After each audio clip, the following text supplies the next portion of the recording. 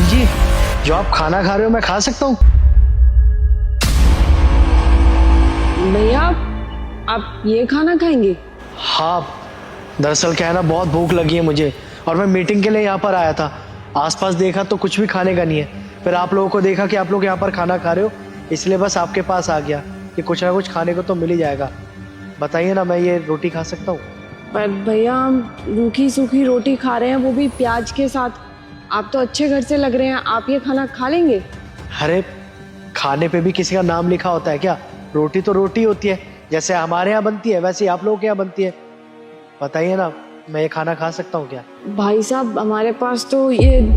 हाँ तो भाई साहब, ये भी कोई बोलने वाली बात है? आइए ना हमारे साथ बैठिए, खाइए रोटी। अरे आपका बहुत बहुत शुक्रिया।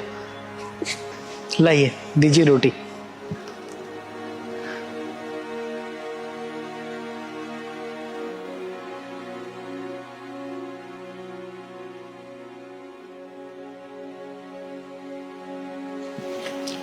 सच में बड़ी स्वादिष्ट रोटी बनी है।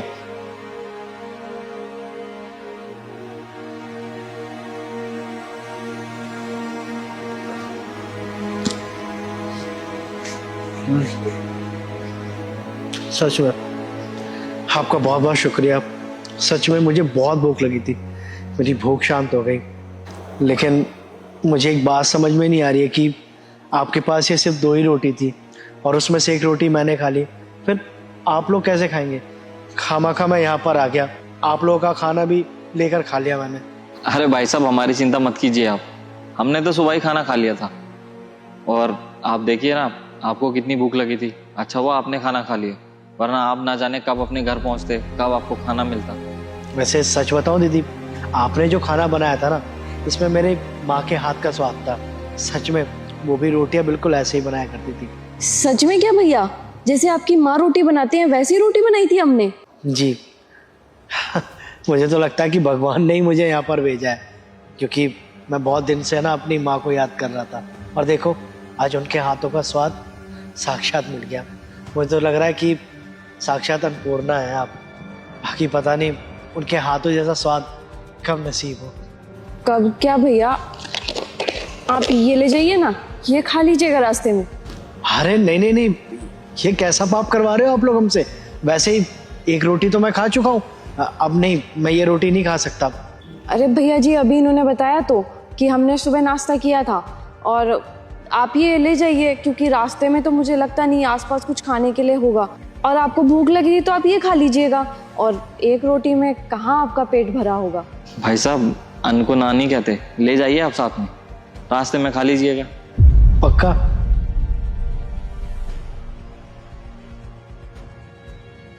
आपका बहुत बहुत धन्यवाद, सच में बहुत बड़ा दिल है आपका। देखिए भाई साहब, किसी भूखे को खाना खिलाना ना बहुत पुण्य का काम होता है, और हमने तो बस यही किया है। कोई बात नहीं, अब आप ज़्यादा मत सोचिए, इस रोटी को ले जाइए, रास्ते में खा लीजिएगा, ठीक है? चलिए, इजाज़त दीजिए मुझे, अब मैं निकलता हूँ। और भैया कभी आए ना इधर तो यहाँ पे चक्कर जरूर लगा लीजिएगा, भूलिएगा मत, आपकी बहन भी है इधर। हाँ हाँ बिल्कुल, ये भी कोई बोलने वाली बात है।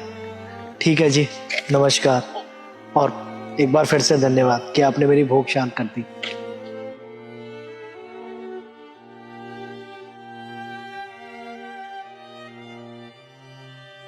लगता है भैया बड़े भूखे थे, तभी तो प्याज के साथ वो रूखी सूखी रोटी खा गए और कह रहे बड़ी स्वाद भी थी। लेकिन राहुल, अब हम क्या खाएंगे? कोई बात नहीं अंकिता, उसका इंतजाम भी दाता कर देगा। वैसे मैं एक बार राशन की दुकान पर देख कर आता हूँ कि कुछ इंतजाम हो जाए तो तुम यहीं रुको, हम आए। जी।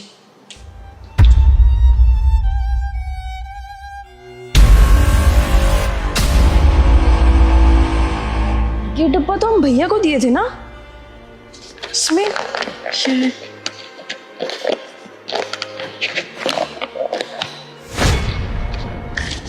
इतने सारे पैसे। बहन चौंकना मत, लेकिन ये पैसे मैंने रखे हैं।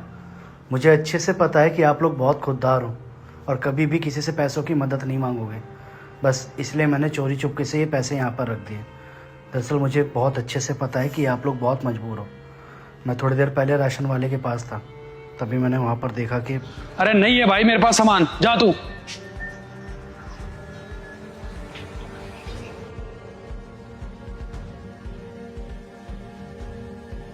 भैया इधर आओ। हाँ भैया। क्या हो गया, क्या बोल रहे थे ये? अरे यहीं पीछे गांव में रहता है, गरीब है पर बहुत खुददार है, तंग करके रख दिया इसने। हम सोचते कि गरीब है मदद कर दे, पर मदद भी नहीं लेता। बोलता है जितने पैसे है उसी में आटा दे दो। बताओ 200 ग्राम आटे में उसकी और उसकी पत्नी का क्या होगा। बस इसीलिए हमने तो हाथ जोड़ लिया कि मगर भाई जा तू यहाँ से। ठीक है। कुछ हुआ है क्या वैसे भैया? नहीं नहीं, कुछ भी नहीं हुआ। आप जाइए, काम कीजिए अपना।